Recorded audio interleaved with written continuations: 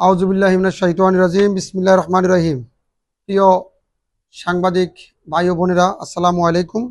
আজকে খুবই দুঃখের সাথে জানাচ্ছি, গত 17 বছর আমরা যারা আন্দোলন সংগ্রাম করেছিলাম, তখন আমরা আজকের সুসময়ের কুকিলদের আমরা কেউ পাশে পাইনি। আজকে যখন জুলাই আগস্টের গণ অভ্যুত্থানের পর আমরা যখন একটি শান্তি শৃঙ্খলার ভিতরে দেশের বিরাজমান রাজনীতির পরিবেশ পরিস্থিতি নিয়ে যখন আমরা উদ্বিগ্ন, তখনই পালিয়ে যাওয়া স্বৈরাচার শেখ হাসিনার কিছু দোসর বা গোষ্ঠী আজকে নতুন রাজনৈতিক দলের নামে একটি হরি খেলায় মেতে উঠেছে। আপনারা দেখেছেন গত কিছুদিন আগে আম জনতা নামে একটি দলের আত্মপ্রকাশ হয়েছে।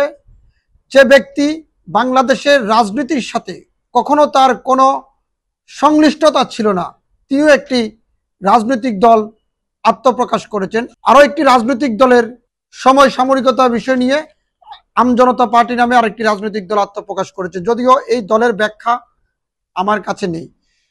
খুবই দুঃখের সাথে জানাচ্ছি, চলচ্চিত্রের নায়ক ইলিয়াস কাঞ্চন জনতার পার্টি বাংলাদেশ নামে একটি রাজনৈতিক দল আগামীকাল শুক্রবার আত্মপ্রকাশ করতে যাচ্ছে। আমি জনাব ইলিয়াস কাঞ্চন এবং আওয়ামী লীগের দোসর সেই শওকত মাহমুদকে আগামী 24 ঘন্টার সময় দিয়েছি। এই 24 ঘন্টার ভিতরে ওনার যে জনতার পার্টি নামে এটি যদি সংশোধন না করে, তাহলে উনি যেই জায়গায় দলের আত্মপ্রকাশ করবেন সেখানে আমাদের জনতার অধিকার পার্টির নেতাকর্মীরা অবস্থান করবে। সেই অবস্থানের পরিপ্রেক্ষিতে আমি ইলিয়াস কাঞ্চন এবং শওকত মাহমুদকে ফোন করে অনুরোধ করেছি তাদের দলের নামটি পরিবর্তন করার জন্য। এবং যেহেতু জনতার অধিকার পার্টি নামে একটি রাজনৈতিক দল বাংলাদেশের দীর্ঘদিন আন্দোলন সংগ্রামে ভূমিকা রেখেছে এবং সেই দল জেল জুলুম হামলায় মামলায় সেই দলের নেতাকর্মীরা দীর্ঘদিন নির্যাতিত নিপীড়িত, আমি জনাব ইলিয়াস কাঞ্চন সাহেব এবং শওকত মাহমুদকে বলবো আত্মপ্রকাশের আগে আপনারা বিষয়টি বিবেচনা করবেন।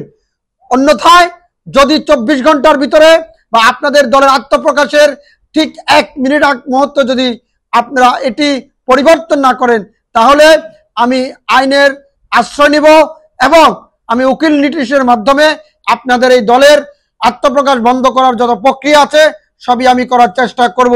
অবশ্য গণমাধ্যম কর্মীরা বিষয়টি হয়তো তাদের সাথে মুখোমুখি হলে আপনারা প্রশ্ন করবেন, তারা কি ব্যাখ্যা দেয় তারা তখনই শুনবেন। গত সরকারের শেখ হাসিনার আমলে একটি সাংবাদিক তৈরির কারখানা করেছিলেন আওয়ামী লীগ, কিন্তু অন্তর্বর্তীকালীন সরকারের আমলে সেই ফ্যাসিস্ট আওয়ামী লীগ আবার নতুন কিছু রাজনৈতিক দল করার পরিকল্পনা নিচ্ছে। এই ইলিয়াস কাঞ্চন হচ্ছে বাংলাদেশে যখন তিনি যে পদক পেয়েছিলেন শেখ হাসিনার হাতে, তখন থেকে দেখবেন উনি কোনো ধরনের কোনোদিন কোনো মঞ্চে কোনো বিষয় নিয়ে মন্তব্য করেননি, আপনারা দেখবেন।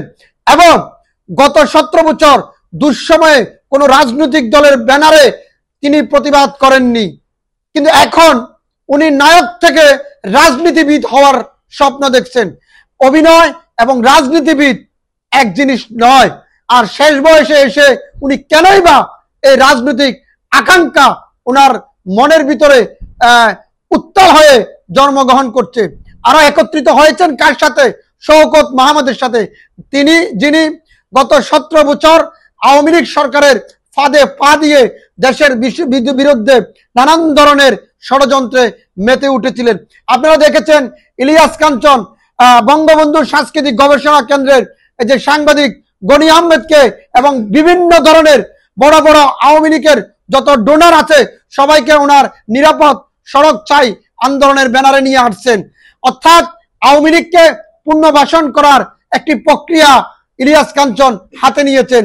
আর উনি যে দলটি আত্মপ্রকাশ করেছেন, আমি আবারও বলছি, এখনো বলছি, যদি 24 ঘন্টার ভিতরে উনি এই দলের নাম পরিবর্তন না করেন, আইনের ব্যবস্থা নেব এবং তা না হলে তাকে কিভাবে প্রতিহত করতে হয় রাস্তার উপর এবং তারে চিলে এবং কাকের মতন করা হবে যদি এই দলের নামটি তিনি পরিবর্তন না করেন।